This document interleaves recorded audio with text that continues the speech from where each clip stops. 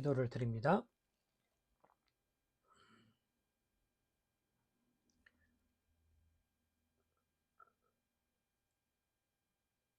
하루를 또 새해를 시작하게 하시는 하나님, 긴 어둠을 지나 밝은 빛을 바라보게 하시는 것처럼 어두스레만 여명의 빛을 통하여 강렬한 떠오르는 태양을 바라보게 하십니다. 우리의 죄악이 어둠 가운데 있게 하셨고, 그로 인한 우리에게 멸망이 피할 수 없는 길이 온데, 그곳에 빛으로 오신 예수가 우리를 대신한 고난과 죽으심으로 하나님을 향한 자녀된 길을 여십니다. 그 하나님의 계획하신 부르심 안에 하루하루 섭리하시는 하나님의 손길을 깨달으며 하나님 앞에 서 있습니다. 우리에게 주신 영원한 생명은 하나님의 말씀을 통한 약속이요, 그로 인하여 우리에게 실질적으로 주어진 하나님의 은혜의 선물인 것을 고백합니다. 많은 사람들이 이 사실을 모르며 마음에 두지 아니하고 하루하루를 즐기며 고민하며 고통 가운데 살아가지만, 그들과 다르지 않은 현실 속에서도 우리에게는 참 믿음의 고백을 주심으로 하나님께만 소망을 두는 자로 살아가게 하십니다. 이 은혜가 있기에 오늘의 이 시간 잠시 우리의 삶의 여러 형편들 속에서도 주의 말씀을 듣고자 시간을 내어 하나님의 은혜를 구합니다. 하늘에서 우리를 향하여 주고자 하시는 귀한 말씀의 보화를 들려주시고 알리시고 깨닫게 하셔서 자녀된 생명을 얻은 자로서 기뻐하며 평안을 누리며 고난과 어려움을 견디고 나아가도록 인도하여 주시기를 구합니다. 여러 면에서 부족하고 여러 면에서 홀로 설 수 없는 자임을 우리 스스로 잘 아옵니다. 우리를 긍휼히 여겨주시고 홀로 두지 마시고 함께 하신다 약속하시며 실제로 우리를 도우시사 그리스도의 은혜 안에 거하게 하시는 성령께서 한순간 한순간 지키시고 보호하여 주시기를 구합니다. 주께 간구드리며 이 시간에도 주의 말씀을 믿음으로 듣고자 하오니 우리의 귀와 영혼의 눈을 띄워 주옵소서. 예수 그리스도 이름으로 기도를 드립니다. 아멘. 네, 하나님 말씀은 신약성경 로마서 4장 1절로 3절입니다. 로마서 4장 1절로 3절입니다. 함께 읽습니다. 그런즉 육신으로 우리 조상인 아브라함이 무엇을 얻었다 하리요? 만일 아브라함의 행위로서 의롭다 하심을 받았으면 자랑할 것이 있으려니와 하나님 앞에서는 없느니라. 성경이 무엇을 말하느냐? 아브라함이 하나님을 믿음에 그것이 그에게 의로 여겨진 바 되었느니라. 창세기입니다. 15장 6절입니다. 창세기 15장 6절입니다. 같이 읽습니다. 아브라함이 여호와를 믿으니 여호와께서 이를 그의 의로 여기시고. 사람은 늘 무엇인가를 받거나 받고 싶어 하는 것 같습니다. 인정도 받고 싶고, 확신도 얻고 싶고, 흔들리지 않는 평안을 얻고 싶습니다. 그래서 자꾸 계산하는 마음을 가질 수밖에 없습니다. 즉, 무엇을 가지고 있으면 좋겠는지, 무엇을 더 쌓으면 괜찮아질지, 무엇을 보여주면 인정을 받을지 등을 따집니다. 이러한 방식이 세상에서는 어느 정도 통합니다. 성적이 좋으면 칭찬을 받고, 경력이 쌓이면 좋은 자리로 옮겨가고, 실적이 나오면 높은 급여를 받습니다. 그래서 사람들은 그런 방식에 익숙하여 편하게 느낍니다. 그리고 어느 순간 그 익숙한 방식이 신앙에도 스며들어 하나님 앞에서도 비슷한 생각을 취합니다.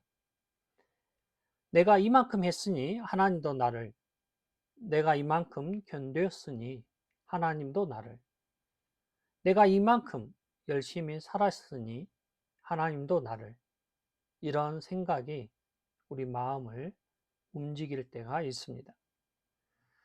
그런데 로마서 4장 보면 바울은 그 방식을 정면으로 맞닥뜨려 대합니다. 그는 로마서 3장에서 한 가지를 분명히 밝힙니다. 하나님은 사람을 율법의 행위로 의롭다 하시지 않습니다. 하나님은 믿음으로 의롭다 하십니다. 바울은 그 진리를 그냥 선언으로만 끝내지 않습니다. 그는 구약의 대표 인물을 세워 그 진리를 명확히 알립니다. 그 대표 인물은 바로 아브라함입니다. 유대인이 가장 자랑하던 조상, 즉 믿음의 조상, 하나님의 벗이라고 불리던 자입니다. 바울은 의도적으로 아브라함을 들고 나온 것입니다. 우리가 흔히 생각하는 방식이라면 아브라함은 하나님 앞에서 무엇인가를 얻었을 것 같은 자입니다. 혈통도, 신앙도, 순종도, 삶의 궤적도 남달라 보입니다. 그런데 바울은 그 사람을 다시 불러들여 묻는 것입니다. 그런즉 육신으로 우리 조상인 아브라함이 무엇을 얻었다 하리요? 이 질문은 단순한 질문이 아닙니다. 당시 사람들에게 익숙한 신앙에 대한 생각을 뒤집는 질문인 것입니다. 오늘 본문은 무엇을 얻었는가, 무엇을 버렸는가, 무엇을 말하는가, 이 세 질문을 하나의 흐름으로 연결하여 묻습니다. 나아가 우리가 하나님 앞에서 얻어야 할 것이 무엇인지, 하나님 앞에서 버려야 할 것은 무엇인지, 그 모든 판단의 최종 기준은 무엇인지 분명히 알립니다. 결국 우리는 하나님이 주시는 의, 하나님이 세우시는 확신, 하나님이 주시는 자유를 누릴 것입니다. 첫째, 무엇을 얻었는가? 바울이 던진 이 질문은 사람의 마음을 흔듭니다. 아브라함이 무엇을 얻었느냐? 이에 대해 사람들은 아브라함은 하나님께 선택을 받았고 언약을 맺었고 복을 받았고 위대한 조상이 되었으니 많은 것을 얻었다 할지 모릅니다. 물론 아브라함은 실제로 많은 은혜를 받은 자임은 틀림없습니다. 그러나 바울은 지금 다른 차원에서 묻습니다. 하나님 앞에서 의롭다함을 얻는 근거가 무엇인가? 이 질문은 무엇을 받았느냐가 아니라 무엇으로 인정받았느냐에 관한 질문인 것입니다. 하나님 앞에서 사람이 설 수 있게 된 근거에 대하여 묻는 질문인 것입니다. 여기서 우리는 아브라함의 이야기를 다시 돌아가 보면 창세기 15장은 하나님이 아브라함에게 약속을 다시 들려주는 장면입니다. 하나님은 아브라함에게 1절에서 두려워하지 말라고 말합니다. 이 말은 아브라함의 마음에 이미 두려움이 있었다는 것입니다. 믿음의 조상도 두려움을 가지고, 믿음의 조상도 흔들리며, 믿음의 조상도 자기의 현실을 볼 때 고민함을 보입니다. 하나님은 그 흔들리는 아브라함에게 밤하늘의 별을 보여주며 5절 내 자손도 이와 같으리라 하고 다시 약속을 말합니다. 아브라함은 그 약속 앞에서 여전히 자신의 현실을 살핍니다. 나이는 많고 자식은 없고 미래는 불투명해 보입니다. 그런데 성경은 6절 아브라함이 여호와를 믿으니 여호와께서 이를 그의 의로 여기셨다고 말합니다. 여기에 구원의 핵심이 들어 있습니다. 아브라함이 무엇을 했기 때문에 의롭다고 인정을 받은 것이 아닙니다.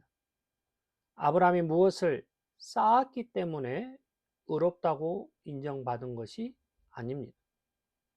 아브라함이 무엇을 증명했기 때문에 의롭다고 인정받은 것이 아닙니다.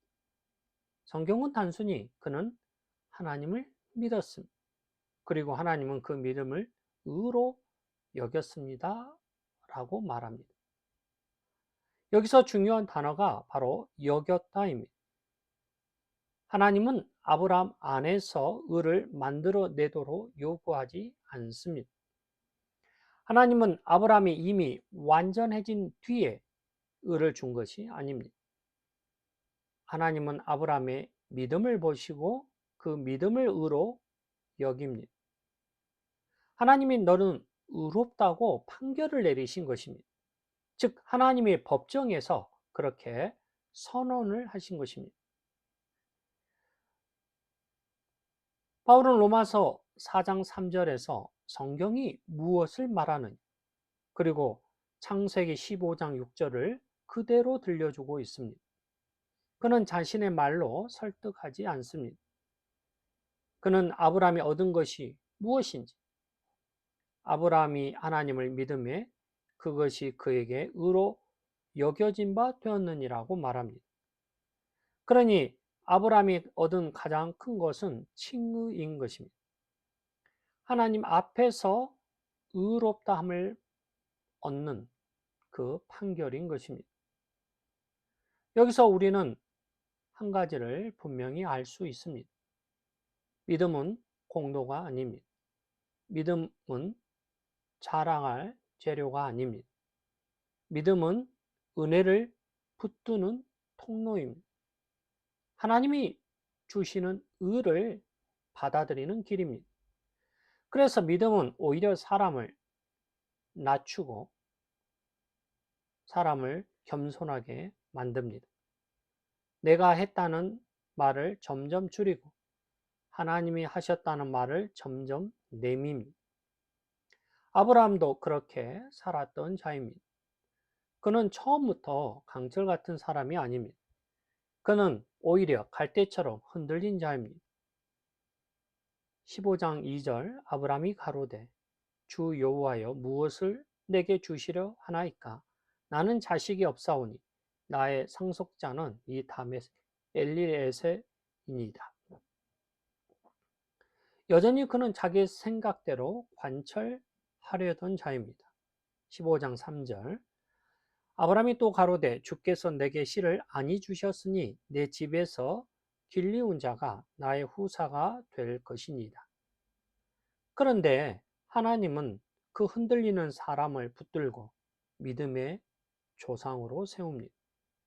그리고 그는 그 약속을 믿었고 하나님은 그 믿음을 의로 여긴 것입니다. 우리가 하나님 앞에서 얻어야 할 것은 내가 쌓은 의가 아닙니다. 우리가 하나님 앞에서 얻어야 할 것은 하나님이 주시는 의입니다. 우리의 마음이 자꾸 내가 뭘 더 해야 하지 라고 움직이면 우리는 끝없이 불안에 빠질 수밖에 없습니다. 그런데 복음은 우리를 다른 질문으로 이끕니다. 하나님이 무엇을 약속하셨는가? 하나님이 무엇을 이루셨는가? 하나님이 무엇을 주셨는가입니다. 그 질문에 대한 답을 바울은 아브라함을 통해서 말한 것입니다. 즉, 아브라함은 믿음으로 의를 얻은 것입니다. 둘째, 무엇을 버렸는가? 이제 바울은 두 번째 질문으로 우리를 이끕니다. 2절, 만일 아브라함이 행위로 의롭다 하심을 받았으면 자랑할 것이 있으려니와 하나님 앞에서는 없느니라. 바울은 여기서 실제 사실을 말하려는 것이 아니라 논증을 위해 가정을 세웁니다. 만약 행위로 의롭다함을 받았다면 이 가정은 곧바로 결론을 드러내 보입니다. 행위가 근거가 되면 자랑이 생깁니다. 왜냐하면 근거가 내게서 나오기 때문입니다. 내가 했고 내가 쌓았고 내가 성취했으니 나는 자랑할 수 있습니다. 이는 복음이 아니라 성과요, 보상일 수밖에 없습니다. 그런데 바울은 그 길을 단호하게 끊습니다. 하나님 앞에서 없느니라. 바울은 사람 앞에서의 자랑과 하나님 앞에서의 자랑을 분리하여 말합니다. 사람들 앞에서는 그럴듯한 자랑이 가능할지 모릅니다. 나는 열심히 살았다. 나는 신앙생활을 오래 했다. 나는 남들보다 더 많이 헌신했다. 이런 말이 사람들 앞에서는 인정을 받기도 힘을 얻을 수도 있습니다. 그러나 하나님 앞에서는 사정이 다릅니다. 하나님은 우리의 행위를 근거로 칭의의 판결을 내리지 않습니다. 하나님은 우리의 행위로 우리가 의롭다고 의인이 되었다고 선언하지도 않습니다. 하나님은 은혜로, 믿음으로, 그리스도의 공로로 사람을 의롭다 하십니다. 그래서 바울은 자랑을 버리라고 말합니다. 더 정확히 말하면 자랑이 나오는 근거 자체를 바꾸라는 것입니다. 여기에서 바울이 선행을 무가치하다고 말하는 것이 아닙니다. 바울은 선행을 구원의 근거로 삼는 것을 부정할 뿐 선행 자체를 부정하는 것이 아닙니다. 그는 선행을 열매로 세웁니다. 칭의는 뿌리이고 선행은 열매입니다. 칭의는 시작이고 선행은 그 결과입니다. 칭의는 하나님께서 먼저 주시는 판결이고 선행은 그 판결을 받은 사람이 살아내는 새로운 삶입니다. 이 순서가 바뀌면 우리의 신앙은 그 근거가 무너지는 것입니다. 열매를 뿌리로 삼으면 우리는 금방 지칩니다. 열매를 만들어내기 위해 자신을 억지로 끌고 갈 것이기 때문입니다. 그러다 보면 사람들 앞에서 인정받기 위해 살고 하나님 앞에서도 인정받으려는 모습을 보일 수밖에 없습니다. 그러나 복음은 우리를 다른 길로 이끕니다. 하나님이 먼저 의롭다 하셨으니 그 은혜가 우리의 삶을 바꿉니다. 우리는 은혜를 받기 위해 선행을 행하지 않습니다. 은혜를 받았기 때문에 선행을 행합니다. 우리는 하나님께 인정을 받기 위해 순종하는 것이 아닙니다. 우리는 이미 그리스도 안에서 의로운 자로 받아들여졌기 때문에 순종을 행합니다. 바울은 아브라함을 예로 들어서 우리가 모두 버려야 할 것을 알리는 것입니다. 그것은 바로 자랑할 근거입니다. 사람은 자랑을 좋아합니다. 자랑이 있어야 마음이 편하다고 느낍니다. 나는 이 정도는 했어 라는 말이 자기 자신을 세워주는 것처럼 보입니다. 그런데 복음은 그 근거를 뽑아내 버립니다. 왜냐하면 그 근거가 결국 우리를 하나님으로부터 멀어지게 할 뿐이기 때문입니다. 이만큼 했으니 이만큼 받아야 한다는 것에 대해서 성경은 하나님 앞에서는 아니라고 말하는 것입니다. 한 걸음 더 들어가서 바울이 자랑을 버리라고 할 때 그는 단순히 겸손한 성품을 말하려는 것이 아닙니다. 구원의 방식 자체를 말합니다. 구원의 방식이 은혜라면 자랑은 설 자리가 없습니다. 내가 구원에 한 조각이라도 기여했다고 생각하면 자랑은 언제나 다시 살아날 것입니다. 그래서 바울은 아브라함의 일을 통해 우리의 마음을 하나님 앞에 보입니다. 하나님 앞에서는 자랑이 없다는 것입니다. 우리는 행위로 의롭다함을 받는 길을 버립니다. 즉 자랑할 근거를 버립니다. 우리는 은혜의 자리로 돌아가야 할 바로 이유인 것입니다. 셋째, 무엇을 말하는가? 이제 바울은 세 번째 질문으로 우리를 이끕니다. 성경이 무엇을 말하느냐? 바울은 여기서 논쟁을 끝냅니다. 그는 감정으로 끝내지 않고 관습으로 끝내지 않고 다수의 의견으로 끝내지 않습니다. 오히려 성경으로 결론을 마칩니다. 사람이 자꾸 자기 생각을 기준으로 삼으면 신앙은 언제나 흔들릴 뿐입니다. 사람이 자꾸 전통을 기준으로 삼으면 오히려 흔들릴 뿐입니다. 전통이 성경 위에 올라가면 성경이 말하는 복음을 놓칠 수 있습니다. 그래서 바울은 가장 확실한 방식인 성경이 무엇을 말하는가라고 말합니다. 이에 대하여 아브라함이 하나님을 믿음에 그것이 그에게 의로 여겨진 바 되었느니라고 말합니다. 바울은 여기서 여기다라는 단어를 주의 깊게 말합니다. 하나님은 아브라함에게 의를 주입한 것이 아닙니다. 하나님은 아브라함을 완전히 변화시킨 다음에 의롭다고 선언한 것이 아닙니다. 하나님은 먼저 법정에서 너는 의롭다고 판결을 내립니다. 그리고 그 판결이 아브라함을 살립니다. 그 판결이 아브라함을 다시 일으켜 세웁니다. 그 판결이 아브라함의 삶을 새롭게 만듭니다. 우리는 종종 반대로 내가 변화되면 하나님이 의롭다고 인정하시겠지라고 생각할 때가 있습니다. 그런데 성경은 하나님이 의롭다고 선언하셨기 때문에 너는 비로소 변화의 길로 들어간다라고 말합니다. 즉 순서가 다르다는 것입니다. 성경이 말하는 믿음은 단순한 긍정적인 에너지가 아닙니다. 믿음은 약속을 붙드는 신뢰인 것입니다.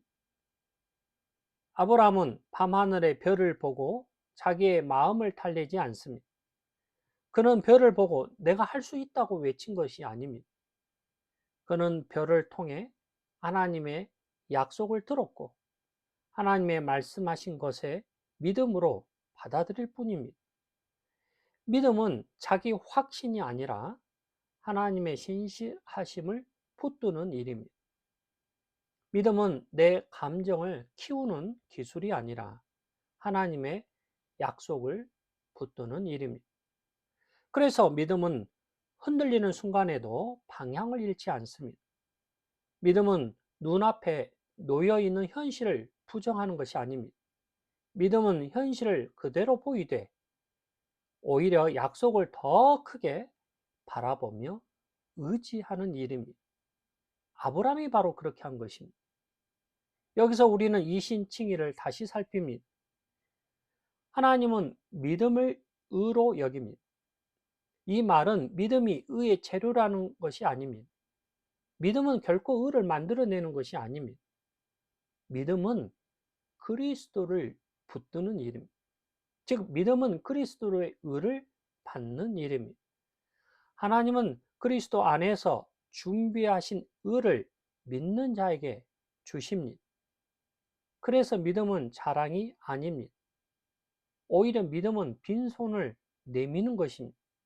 즉 하나님은 그 빈손을 보시고 그 빈손이 붙든 그리스도를 보시고 그리스도의 의를 우리에게 의롭다 여겨 주시는 것입니다. 바울이 성경이 무엇을 말하느냐라고 묻는 이유는 결국 이 사실을 확정하기 위해서인 것입니다. 사람의 마음은 자꾸 성경 밖에서 해답을 찾으려 살핍니다. 성경이 말하는 단순한 복음보다 다른 설명이 우리 마음을 흔듭니다. 성경이 말하는 은혜보다 내가 무엇인가를 보태는 이야기를 더 좋아하는 것입니다. 그러나 바울은 성경을 열어 우리를 붙듭니다. 성경이 무엇을 말하느냐? 성경은 믿음이 의로 여겨진다고 말합니다. 이제 우리는 다시 세 가지 질문으로 돌아가 보면 무엇을 얻었는가? 아브라함이 얻은 것은 자기 의가 아닙니다.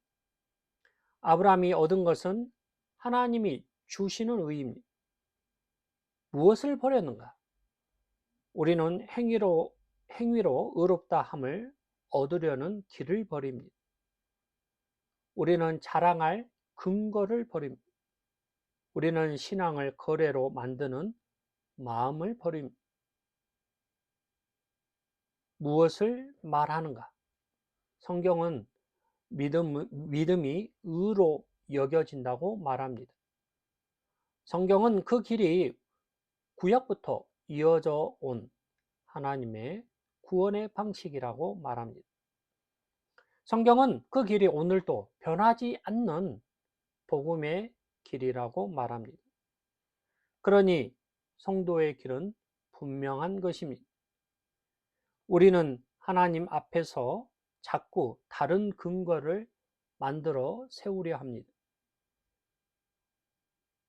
우리는 하나님 앞에서 다른 의를 내세우려고 하는 것입니다. 우리는 하나님 앞에서 자랑을 내세우려 하는 것입니다. 오히려 우리는 성경이 말하는 길로 다시 돌아가야 할 이유를 알게 되는 것입니다. 하나님께서 약속하신 것을 우리는 믿을 뿐입니다.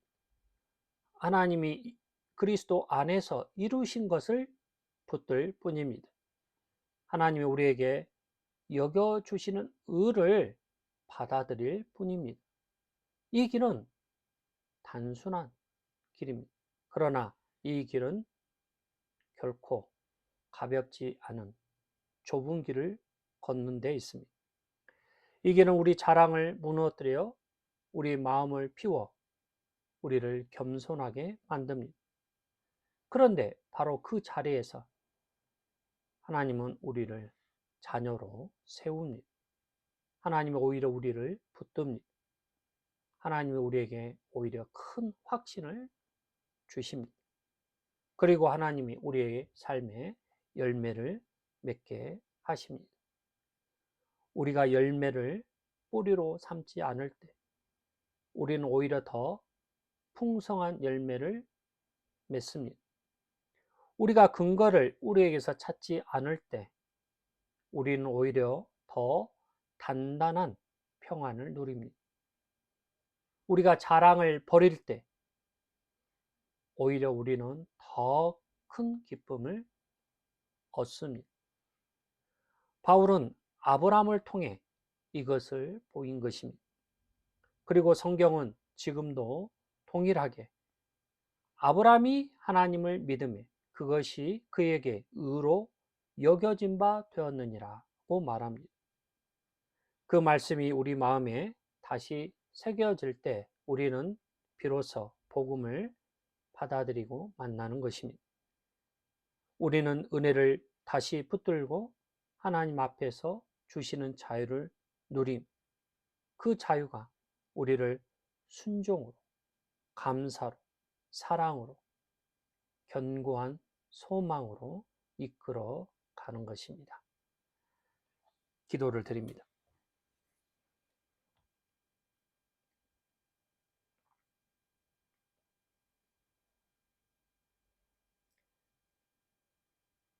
행위가 아닌 믿음을 의로 여기시사 그리스도가 십자가에서 이루신 그 고난의 죽음을 하나님께서 받으시고 그리스도에게 그 죄의 대가를 지불하게 하셔서 무덤에 내려가게 하십니다. 우리를 대신하여 받은 하나님의 정죄가 그리스도가 대신 짊어지신 그 의로 인하여 우리에게 전가된 하나님의 특별한 은혜가 주어지게 약속을 받습니다. 그 약속을 받은 자로 우리의 행위가 아닌 그리스도의 공로로 우리를 의롭다 여기시고 하나님의 자녀된 자리에 부르셔서 아버지라 고백하게 하시고 별과 같이 많게 하신 아브라함의 약속의 후손을 따라 때가 되어 우리를 교회된 지체로 부릅니다. 그 무릎 부르심 앞에 우리가 서 있으니 주여 우리의 자신을 오히려 그리스도의 십자가로 내어놓게 하셔서 오직 그리스도만을 내세우며 보이며 닮아가기를 원합니다. 참으로 그리스도인으로 그리스도를 따르는 자로 이 땅에서 불려지기를 원합니다. 그리스도의 십자군으로 군병과 같이 그리스도께 순종하는 저희의 삶이기를 원합니다. 주여 저희를 붙들어 주셔서 그러한 믿음의 군병으로 저희를 훈련시켜 주시고 올 한 해 그러한 믿음의 사람으로 살아가도록 인도하여 주시기를 원합니다. 여전히 삶의 모습은 어려움과 힘듦이 고난이 피할 수 없겠으나 그러나 오히려 우리를 자고하지 않게 하셔서 우리의 연약함을 보게 하시고 빛이신 생명이신 길이신 그리스도를 목자로 여겨 그 음성을 듣게 하신 데 있사오니 주여 양이 제 주인의 음성을 듣고 따라가는 것처럼 우리도 참 주인이신 그리스도를 쫓아 머리 대신 그리스도의 지체된 자로 그 음성을 듣고 순종하기를 원합니다. 이를 위해 주의 말씀을 가까이 하게 하시고 그 말씀에 마음의 귀를 기울이고 우리의 행함을 통하여 열매를 허락하여 주옵소서. 갈보리 장로교를 붙들어 주시고 이러한 고백의 유산 위에 우리도 서 있사오니 한 해를 다시 시작하며 그러한 믿음의 여정을 발자취를 따라 걸어가기를 원합니다. 주여 앞서 가시오니 우리는 그 음성을 듣는 자로 뒤따라 가도록 주여 도와주시고 인도하여 주옵소서. 한 주간의 삶을 붙들어 주시고 믿음의 선한 싸움을 게을리하지 않도록 주여 인도하여 주시기를 원하고 예수 그리스도 이름으로 기도를 드립니다. 아멘. 네, 교회를 위해서 또 자매교회를 위해서, 성도들을 위해서 이후에 기도하는 시간을 갖습니다. 감사합니다.